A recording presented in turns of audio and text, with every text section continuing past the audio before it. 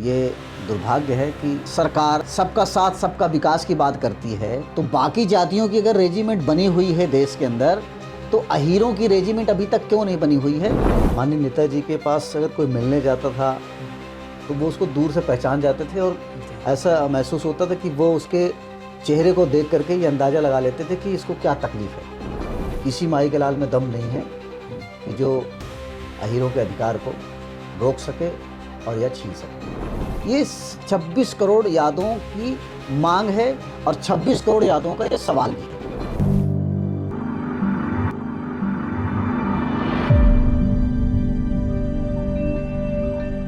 नमस्कार साथियों, आज हम आप लोगों को मिलवाते हैं विश्व यादव परिषद के राष्ट्रीय अध्यक्ष श्री अवधेश यादव जी से। सर, स्वागत है आपका हमारे पॉडकास्ट में। आपके चैनल का बहुत बहुत धन्यवाद। आपके यादव विजन के चैनल को मैं बहुत बहुत बधाई देता हूं कि ये चैनल ख़ास तौर से यादवों को कवरेज करता है। और रही बात मेरे बारे में, तो मेरा पैतृक गांव उत्तर प्रदेश में है, प्रतापगढ़ में। और अभी मैं विश्व यादव परिषद में मुझे जो जिम्मेदारी दी गई है, 2014 में मैं राष्ट्रीय उपाध्यक्ष बना था। उस समय से मैंने संगठन में अपना कार्य और लोगों को जोड़ना, शोषित वंचित की आवाज़ उठाना। उसके बाद मुझे 2018 में राष्ट्रीय महासचिव बनाया गया था। तो आप यूपी से यहाँ पे कब आए हो? दिल्ली में कब आए हो? दिल्ली में मैं वैसे तो मैंने 5वीं तक मैंने दिल्ली में पढ़ाई की थी। उसके बाद हमारे पिताजी प्रतापगढ़ गांव में शिफ्ट हो गए थे पूरे परिवार के साथ। फिर 2000 में मैं यहाँ पर आया था अपनी इंटर की पढ़ाई करने के बाद। उस समय मेरा ग्रेजुएशन चल रहा था और दिल्ली में आकर 2000 से मैं दिल्ली में हूँ। 2000 दिल्ली में आने के बाद मुझे विश्व यादव परिषद जो संगठन है, ये बहुत पुराना है, 1921 का है। इसमें मुझे 2018 में जिम्मेदारी दी गई। सर, जैसे कि आपने बताया था, मुझे भी पता है इस बात की, हमारे ऑडियंस को, बहुत सारे ऑडियंस को ये बात पता है कि आप विश्व यादव परिषद के राष्ट्रीय अध्यक्ष हैं।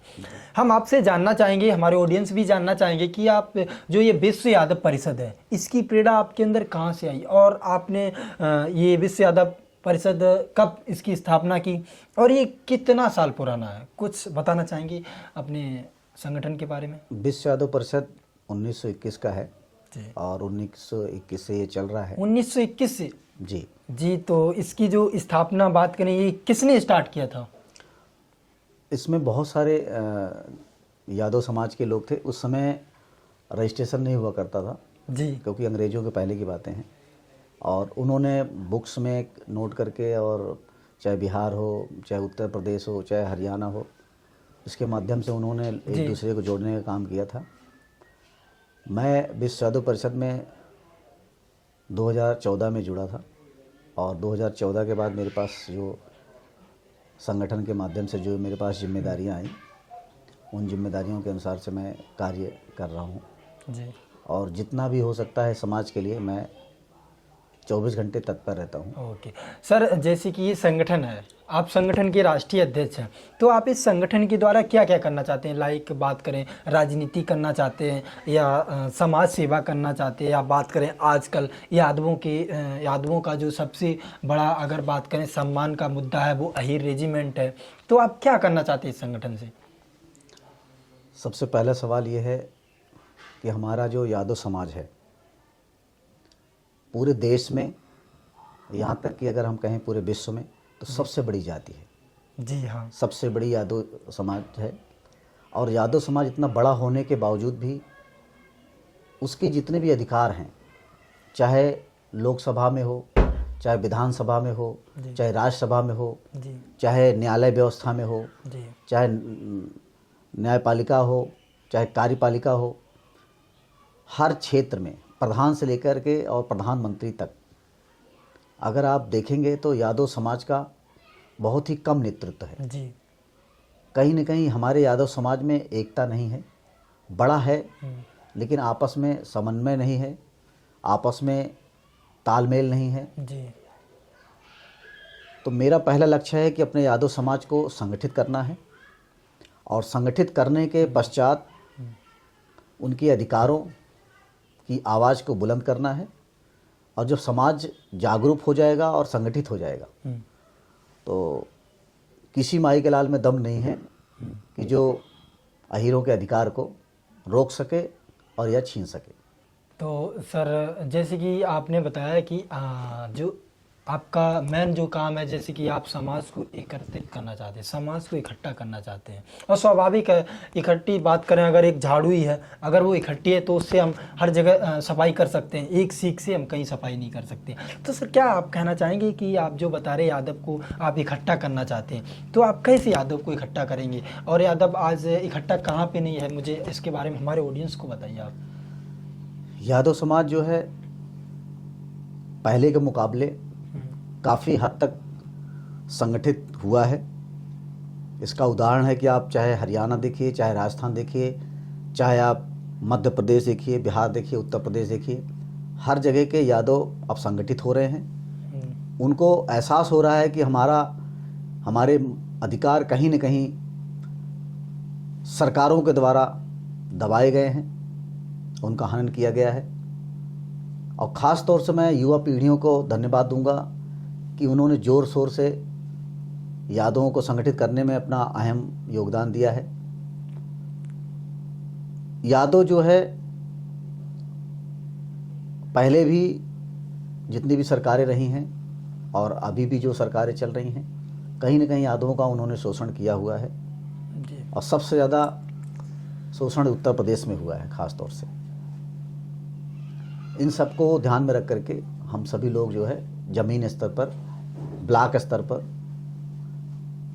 सभी लोगों को संगठित करने का प्रयास कर रहे हैं कि अधिक से अधिक संख्या में यादव एक साथ में जुड़े, और उसके पश्चात हम लोग आगे की रणनीति बनाएं। ओके सर, जैसा कि हम देखते हैं आपके अंदर समाज सेवा बहुत, वो कहते ना, हर नस नस में कूट कूट के भरा, तो ये आपके अंदर समाज सेवा का गुण कहाँ से आया? हमें कुछ बताइए हमारे ऑडियंस को कि आज की बात करें डेट में कोई समाज सेवा नहीं करता, सब अपनी सेवा करते, बट आपके अंदर ये जो समाज सेवा वाला कीड़ा है, ये कीड़ा कहाँ से उत्पन्न हुआ है? मैं एक बार कार्यालय गया हुआ था। उस समय श्रद्धेय नेताजी कार्यालय में थे, समाजवादी पार्टी कार्यालय। मैं अपने बहुत सारे साथियों के साथ उस समय गया था, और उस समय मैं दिल्ली में नहीं आया हुआ था। लगभग ये 2000 से पहले की बात है। हाँ, 2000 से पहले की लगभग 25 साल के आसपास की बातें हैं। और नेताजी कार्यालय में थे, और जब हम लोग वहाँ पहुँचे तो बहुत सारे हमारे साथी थे, कई चक्कर वो लगा चुके थे, और बहुत सारे चक्कर लगाते थे। तो उस समय नेताजी ने एक चीज़ कहा कि जितने चक्कर आप कार्यालय के लगाते हैं, अगर ये चक्कर आप समाज के बीच में लगाएंगे तो समाज मजबूत होगा और हम सब मजबूत होंगे जी। तो उनकी वो बातें जो है मेरे को दिल में लगी थी, और मैंने उसके पश्चात ये तय किया था कि मैं समाज को जोड़ने का काम करूँगा, समाज को एकत्रित करने का काम करूँगा, और शोषित वंचित पीड़ित की आवाज़ बनने का काम करूँगा। इसी उद्देश्य से मैं इस समाज सेवा में लगा हूँ, और बंसीवाले की कृपा रही, और माननीय नेताजी का जो विचार है, उनकी जो प्रेरणा है, वो हमारे दिलों में बसी हुई है। उसके माध्यम से समाज में हम काम कर रहे हैं और समाज को संगठित करने का प्रयास कर रहे हैं। जी, हम आपसे पूछना चाहेंगे, हमारे ऑडियंस का भी पूछना है कि आप पॉलिटिकल और सामाजिक गुरु किसको मानते हो अपना? जैसे पॉलिटिकल और सामाजिक गुरु आप किसे मानते हैं? माननीय नेताजी के अंदर दोनों गुण विद्यमान थे। माननीय नेताजी जो हैं, उनके अंदर सामाजिक गुण भी थे, और उसके साथ साथ राजनीति के वो महागुरु जिसको कहते हैं। जी हाँ। क्योंकि जब सबकी रणनीति ख़त्म हो जाती थी तो अंतिम जो दांव होता था वो माननीय नेताजी का होता था, और माननीय नेताजी के दांव के बाद जो पहलवानी वाला दांव लोग बताते हैं कि उनके दांव के बाद किसी का कोई दांव नहीं चलता था। कह सकते हैं कि जब जहाँ अदर पॉलिटिकल लोगों की सोच समाप्त होती थी, वहाँ से नेताजी की सोच स्टार्ट होती थी, कह सकते हैं। हाँ, इसको आप कह सकते हैं। और उनके अंदर खासियत ये थी कि जो माननीय नेताजी के पास अगर कोई मिलने जाता था तो वो उसको दूर से पहचान जाते थे, और ऐसा महसूस होता था कि वो उसके चेहरे को देख करके ये अंदाज़ा लगा लेते थे कि इसको क्या तकलीफ़ है। वो अगर अपनी 4 बातें बताता था तो नेताजी पूरी बात समझ जाते थे कि इसको ये तकलीफ़ है, और उसको तुरंत जो है अपने अधिकारियों को बोल के उसका निवारण करते थे। अच्छा सर, ये बताइए, आपको आज की बात करेंगे जो सोशल मीडिया की दुनिया में आप लाइक मूवी देखना चाहते हैं, किस टाइप की आप मूवी देखना पसंद करते हैं? देखिए, मैं वैसे तो धार्मिक प्रवृत्ति का व्यक्ति हूँ जी। मैं जब शुरू में स्कूल में पढ़ाई कर रहा था उस समय भी मेरा विचार था वो ज़्यादातर मेरे प्रभु भगवान श्री कृष्ण के प्रति सदैव रहा है जी। और जब मुझे मौका मिला तो मैंने भगवान श्री कृष्ण जी का उनकी कृपा से उनका पहला मंदिर अपने ग्राम सभा में, पूरे ग्राम सभा में बनवाया था। और मैं जो भी कार्य करता हूँ, आप ये समझ लीजिए कि मेरे जो रथ चलाने वाले हैं वो भगवान श्री कृष्ण जी हैं। और मैं आपके चैनल के माध्यम से अपने सभी यादव समाज के साथियों को भी कहूँगा कि आपका कुल सौभाग्यशाली है, यादव कुल बहुत ही सौभाग्यशाली है कि यादव कुल में भगवान श्री कृष्ण जी का जन्म हुआ है जी। ये हम सबका सौभाग्य है कि हम भगवान श्री कृष्ण जी के कुल में जन्म लिए हैं। और जिनके कुल में भगवान श्री कृष्ण स्वयं नारायण जी ने जन्म लिया है, उनको किसी और देवी देवताओं की सेवा करना या पूजा करने की आवश्यकता नहीं है। किसी पाखंड में फंसने की आवश्यकता नहीं है। उन सबको अपने दादा श्री कृष्ण जी की सेवा करनी चाहिए, उनका स्मरण करना चाहिए। उनसे बड़ा इस ब्रह्मांड में कोई और नहीं। हमारे युवा साथियों को, हमारे आने वाली पीढ़ी को ये याद रखना चाहिए कि अगर भगवान श्री कृष्ण ने आपको वो शरीर दिया है, उस कुल में आपको जन्म दिया है, तो आप ये याद रखिए, ये हौसला रखिए कि आप कुछ भी कर सकते हैं। कभी निराश मत होइए। और इस की प्रेरणा अगर आपको लेनी है तो हमारे प्रिय भाई खेसारी लाल यादव जी से आप सीख सकते हैं कि उन्होंने कहाँ से और कहाँ तक का सफ़र तय किया है। ये एक उदाहरण है, एक मिसाल है जी। जैसे कि आज हमारे जो यंग जनरेशन है, बात करें यूथ जनरेशन है, जो कि आज सोशल मीडिया में ज़्यादा अपना समय बिता रही है, क्या यंग जनरेशन को पॉलिटिक्स में या समाज सेवा में आना चाहिए या नहीं आना चाहिए? अगर वो आएगी तो समाज सेवा में क्या बदलाव आएंगे? आप कुछ बताइए हमारे ऑडियंस को। देखिए, अगर अच्छे लोग, पढ़े लिखे लोग अगर राजनीति को या राजनीति के बारे में सोचेंगे नहीं जी। तो अनपढ़ और जितने भ्रष्ट लोग हैं, हाँ, वो राजनीति के माध्यम से आपके अधिकार जी और आपके अधिकारों का हनन करने का प्रयास करेंगे।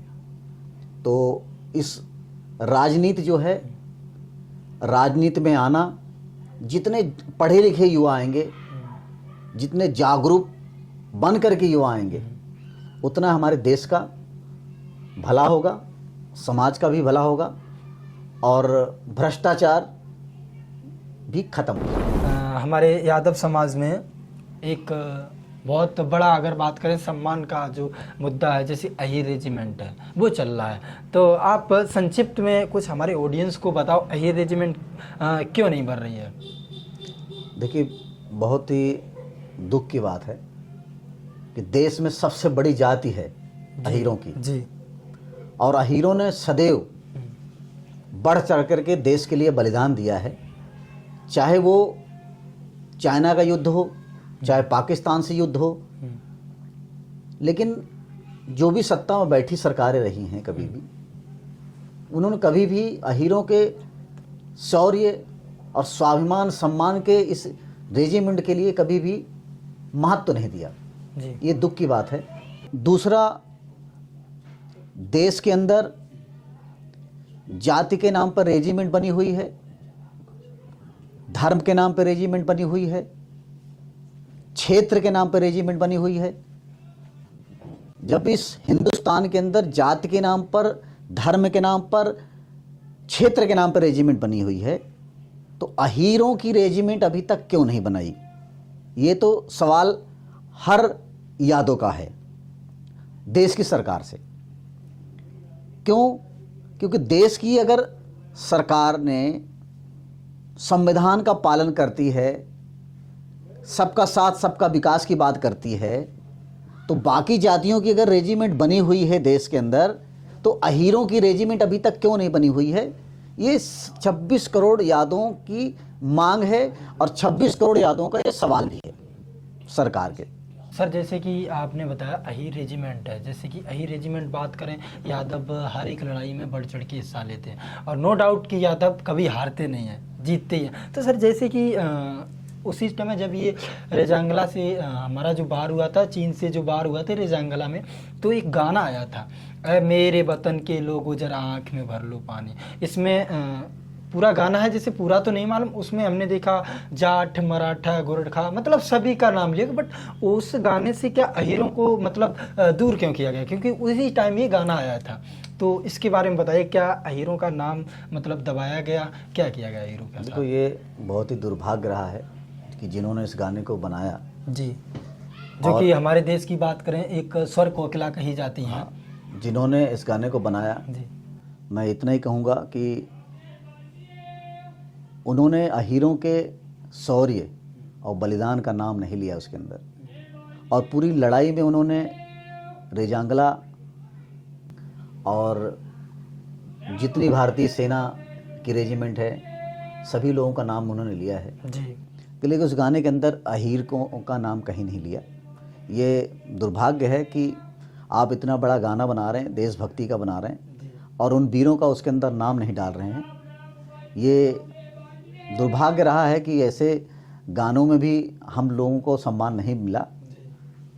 रेजिमेंट तो हमारी बनी नहीं है, वो तो हमारे लिए मुद्दा ही है, लड़ाई है ही हमारी स्वाभिमान की, लेकिन उसके पश्चात जो डायरेक्टर हैं, जो गाने का निर्माण कर रहे हैं, वो लोग भी अगर उसके अंदर नहीं डालते हैं तो ये बहुत ही दुर्भाग्य की बात है कि आप इतने बड़े समाज को और इतने बड़े समाज की कुर्बानी को आप उस गाने के अंदर ऐड नहीं कर रहे हैं। और अभी तो हम सभी लोग जो है इन्हीं सारी मुद्दों को, इन्हीं सारी कमियों को लेकर के संघर्ष कर रहे हैं और आगे भी संघर्ष को हम जारी रखेंगे। जी, बात सही है। मतलब जो गाना है जैसे उसमें सभी का नाम लिया गया बट हीरो का नाम नहीं लिया, तो इस बात की तो ये बात करें, एक बहुत ही बड़ा दुख है, ये एक बहुत ही बड़ा मतलब ये समाज को एकदम साइड में कर दिया, मतलब पर्दे के पीछे कर दिया। जैसे नहीं कोई ऑडियंस या कुछ ड्रामा करते हैं लोग या कोई मतलब परफॉर्मेंस करते हैं, तो उसमें क्या करो, एक बंदे को जिसने पूरी तैयारी की और जो उसमें अच्छा कर सकता है उसको आप पर्दे के पीछे कर दो, बट उसको बहुत ख़राब लगता है ना। तो मैं बाकी आपसे और पूछना चाहेंगे, जैसे आपका जो विश्व यादव परिषद संगठन है राष्ट्रीय स्तर पे जो संगठन है, वो संगठन आपका कहाँ कहाँ तक फैला है और कितना आप फैलाने की कोशिश करें, कहाँ कहाँ तक आप लेके जाएंगे? विश्व यादव परिषद में अभी तक जो सदस्यता अभियान के तहत जो सदस्य बनाए गए हैं वो लगभग 2 लाख से अधिक सदस्य हैं पूरे देश के अंदर जी, और लगभग 35,000 से अधिक जो है हमारे पदाधिकारी हैं पूरे देश के अंदर जी, उसमें उत्तर प्रदेश है, हरियाणा है, राजस्थान है, मध्य प्रदेश है, जी, दिल्ली है, उड़ीसा है। इन हर जगह देश के विधानसभा स्तर से लेकर के और राष्ट्रीय स्तर के पदाधिकारी बने हुए हैं। और अगर हम देश के बाहर अगर जाते हैं तो मॉरिशस और नेपाल में भी हमारे विश्व यादव परिषद के राष्ट्रीय अध्यक्ष बने हुए हैं, वहाँ भी हमारी टीम बनी हुई है, तैयार है। जैसा कि अच्छा ये बताइए, जो आपका संगठन है इसमें आपके संगठन में कोई ऐसा व्यक्ति है, कोई ऐसा नया बंदा है, बात करें यंग जनरेशन का, जो सबसे ज़्यादा संगठन को काम करता हो, संगठन में हर जगह संगठन में खड़ा हो आपके साथ, ऐसा कोई एक पर्सन है हमें आप गिनाना चाहेंगे जो कि आपके साथ हमेशा तत्पर खड़ा हो संगठन का? युवा होना चाहिए वो। देखो, विश्व यादव परिषद यादव का एक परिवार है जी। अब विश्व यादव परिषद संगठन में चाहे हमारे विधानसभा अध्यक्ष हो, विधानसभा सचिव हो, जिला अध्यक्ष हो जी, या प्रदेश के पदाधिकारी हों, सब के अंदर जोश है और सब पूरी मेहनत के साथ और पूरी ऊर्जा के साथ कार्य करते हैं। अभी हमने एक यात्रा की थी जो पिछले साल 2023 में थी, 2024 जी और 2024 11 फरवरी से हमने स्टार्ट की थी। जी उस यात्रा में भी हमारे संगठन के सभी पदाधिकारियों ने बढ़ चढ़ के हिस्सा लिया था, जो कि नई दिल्ली से और उत्तर प्रदेश माननीय नेताजी के समाधि स्थल तक जी। की गई थी।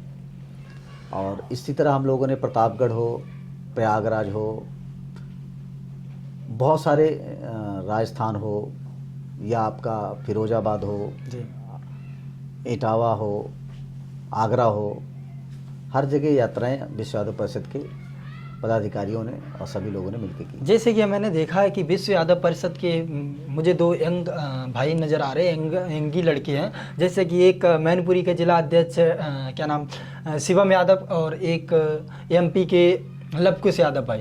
तो ये हम देखते हैं संगठन को बहुत अच्छे से संगठन में जुड़े हुए हैं और समाज के लिए के हम देखते हैं हर जगह अपडेट रहते हैं, समाज के लिए हर जगह मौजूद मिलते हैं। तो आप इन दोनों लोगों के बारे में क्या कहना चाहेंगे? ये बहुत अच्छे हैं और हमारे छोटे भाई हैं जी। और ये दोनों देखो इनके अंदर क्या है, समाज के लिए कुछ करने का जी हौसला है, जज्बा है और उसके अनुसार से ये काम कर रहे हैं। जी मैं इनको बहुत बहुत धन्यवाद दूंगा और कि विश्व यादव परिषद के ऐसे नौजवान जोशीले सिपाही हैं। और दोनों साथियों के साथ साथ बहुत सारे साथी हैं जो विश्व यादव परिषद के साथ काम कर रहे हैं। मैं सिर्फ इन्हीं दोनों साथियों को आपके जानते हैं, क्योंकि और लोगों को तो बाकी धीरे धीरे जान जाएंगे। जैसे कि ये बताइए, जो आपका ये संगठन है, ये संगठन चलाने में कभी आपको ऐसा समय आया कि छोड़ो अब संगठन, सब कुछ छोड़ो, मतलब अपने घर पे रहें, समाज सेवा छोड़ो, ऐसा कभी मोमेंट आया आपकी लाइफ में? देखिए, ये जो सवाल है ये उसके लिए महत्व देता है जिन्हें अपने जीवन में सिर्फ एक ही लक्ष्य दिखता है कि हम सिर्फ अपने लिए खाएंगे और अपने लिए पिएंगे, अपने लिए मर जाएंगे। जी। भगवान श्री कृष्ण जी ने श्रीमद् भागवत गीता में कहा है और उन्होंने परहित सरिस धर्म नहीं भाई और पर पीड़ा सम नहीं अधमाई। परोपकार से बड़ा कोई धर्म नहीं है। परोपकारी।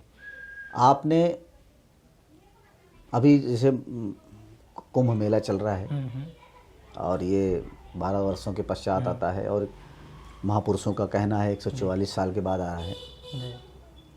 लेकिन मैं इस बात को मानता हूँ कि हमारी जो शरीर है ना, ये शरीर मल और मूत्र की फैक्ट्री है। जी। तो हम शरीर धो लेंगे उससे हमें मोक्ष मिल जाएगा या उससे हमें लाभ मिल जाएगा, ऐसा नहीं है। शरीर धोने के साथ साथ अपने मन को धोने की आवश्यकता है। मन। तो मन जब तक आपका साफ नहीं होगा तब तक आप किसी और कार्य में और अपने लक्ष्य में सच्चाई से आप नहीं पहुंच सकते हैं। तो हमें सब लोगों को मिलकर अपने मन को धोना है। और ये जो परोपकार की बात है, ये परोपकार में ना तो जीव कोई देखा जाता है, चाहे मनुष्य हो चाहे कोई जीव हो, जीव में जो भी हैं मनुष्य हैं, हमें सबके साथ प्रेम भावना रखनी चाहिए। और सबसे जो मुख्य काम है जो हमारे संगठन का भी है और मेरा जो व्यक्तिगत लक्ष्य है कि पूरे देश में कोई भी समाज हो, यादव समाज के लिए तो हम कार्य कर ही रहे हैं, कहीं भी शोषण हो रहा है, किसी के साथ अन्याय हो रहा है, उनकी आवाज़ को उठाना विश्व यादव परिषद का लक्ष्य है। उनकी लड़ाई को सेशन कोर्ट से लेकर सुप्रीम कोर्ट तक लड़ने का काम विश्व यादव परिषद का है। इसके लिए हमने पूरे देश में अपनी सुप्रीम कोर्ट, सेशन कोर्ट और हाई कोर्ट की टीम बनाई हुई है। वो पूरी टीम तैयार है। अगर किसी भी हमारे साथी का, किसी अदर समाज के लोगों को भी अगर ज़रूरत पड़ती है तो हम उनकी भी मदद करेंगे। जी। हमारा सिर्फ एक ही लक्ष्य है कि कोई भी शोषित, कोई भी पीड़ित न्याय से वंचित न रहे, उसके साथ अन्याय नहीं होना चाहिए। इसके लिए हम प्रत्येक प्रतिज्ञाबद्ध हैं और इसके लिए सदैव हम लड़ने के लिए तैयार हैं। जी, जैसे कि अभी आपने बताया था कि शरीर है ना मलमूत्र से मतलब बना है ना, तो उसमें क्या मन और चरित्र इसको साफ कर लो है। तो इसी बात पे शायद अभी जो सोनू सूद सर की मूवी आई है फतेह, उन्होंने उसमें कहा है कि हैसियत है ना आसमान की तरह रखो, ज़मीन तो कितनी भी महंगी हो कोई ना कोई खरीद ही लेता है। मैं इसमें 2 शब्द और जोड़ दूंगा, सॉरी सर माफ़ी चाहता हूँ, बट 2 शब्द जोड़ देता हूँ कि हैसियत मन और चरित्र आसमान की तरह रखो, क्योंकि ज़मीन है ना कितनी भी महंगी हो और कहीं पे भी हो कोई ना कोई खरीद ही लेता है।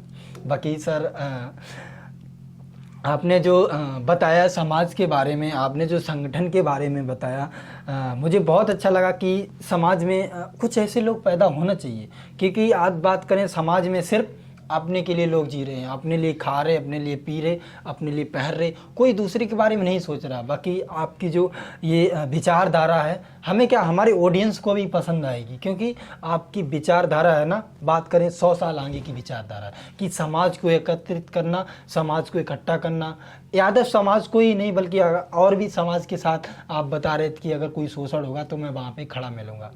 ओके, मैं आपके चैनल के माध्यम से यही कहूँगा कि हम सभी लोगों को अपने आसपास में जो भी पीड़ित शोषित वंचित मिलते हैं उनकी मदद करनी चाहिए। इससे बड़ा परोपकार आपको और कुछ नहीं मिलेगा।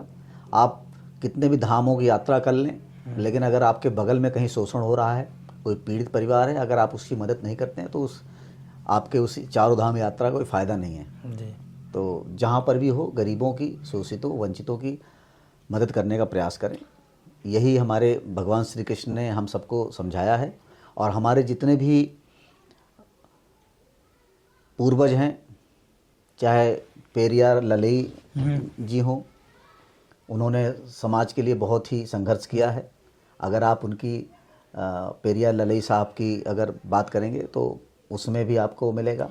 हमारे वीर लोरिक जी की अगर हम बात करेंगे तो उनकी वीरता की मिसाल पूरी दुनिया जानती है। हमारे आल्हा उदल जी की अगर आप गाथा और उनकी वीरता देखेंगे, सुनेंगे तो रोंगटे खड़े हो जाते हैं। और भगवान श्री कृष्ण वो तो है ही हैं, वो तो ब्रह्मांड नायक हैं। और आज जो अभी इस समाज में इतने बड़े जो हमारे समाज के लीडर और समाज को उन्होंने दिया, वो हमारे श्रद्धेय मुलायम सिंह यादव जी हैं, नेताजी। उन्होंने समाज के लिए जो सम्मान दिया है वो समाज सदैव ऋणी रहेगा। और समाज में हमारे राव तुलाराम जी हैं, जिन्होंने अंग्रेज़ों के सामने कभी भी नतमस्तक नहीं हुए, नतमस्तक नहीं, और उन्होंने सदैव अंग्रेज़ों के खिलाफ लड़ते रहे, संघर्ष करते रहे। वो हम सब यादों की प्रेरणा है। Okay sir. सर मैं आपसे लास्ट क्वेश्चन करेंगे, इसके बाद हमारा ब्रॉडकास्ट है ना वो उसके बाद। तो सर जैसे कि इन फ्यूचर श्री अवधेश यादव जी को अगर किसी पॉलिटिकल पार्टी में या कहीं से चुनाव लड़ना पड़ा, एमपी या एमएलए का, तो आप कौन सा मतलब किस पार्टी को ज्वाइन करना चाहेंगे? सबसे पहला सवाल तो यह है कि मुझे जो कार्य मिला हुआ है वो समाज को संगठित करने का। जी हाँ। तो पहला सवाल तो जब समाज संगठित अभी नहीं हुआ है और समाज के अधिकार अभी तक प्राप्त नहीं हुए हैं, हमारे समाज में लोगों का शोषण कम नहीं हुआ है जी, लोग की गरीबी अभी तक कम नहीं हुई है। हाँ। ऐसे परिवार हैं जो अपने बच्चों के शिक्षा में परेशान हैं, उनके पास बच्चे काबिल हैं लेकिन इतने पैसे नहीं है कि वो अपने बच्चों को सही शिक्षा दे सकें। जी। बेटियों की शादी करना उनके लिए मुश्किल हो रहा है। ऐसे परिवार हैं जिनको फर्जी केसों में फंसा दिया गया है, वो अपना कर्ज लेकर के मुकदमा लड़ रहे हैं। हमें इन सब लोगों के साथ न्याय दिलाना है, इन सब लोगों की लड़ाई लड़नी है। अभी हमारा लक्ष्य सिर्फ यही है। दूसरा, हमारे को यादों के मान सम्मान और स्वाभिमान की जो अही रेजिमेंट की मांग है, इस पे हम लोगों का संघर्ष रहेगा, ये मुद्दा रहेगा। सरकार कोई भी आए, जब तक इस मुद्दे को हल नहीं करती, अही रेजिमेंट बनाती नहीं है, तब तक हम 26 करोड़ यादव चैन से नहीं बैठेंगे, संघर्ष करते रहेंगे। बाकी सर बहुत बहुत धन्यवाद, आपने जो अपना टाइम दिया। बाकी सर से बात करके हमें भी थोड़ा समाज के बारे में ज्ञान मिला, क्योंकि हम पहले समाज के बारे में कुछ नहीं जानते थे। बाकी बहुत बहुत धन्यवाद। नमस्ते।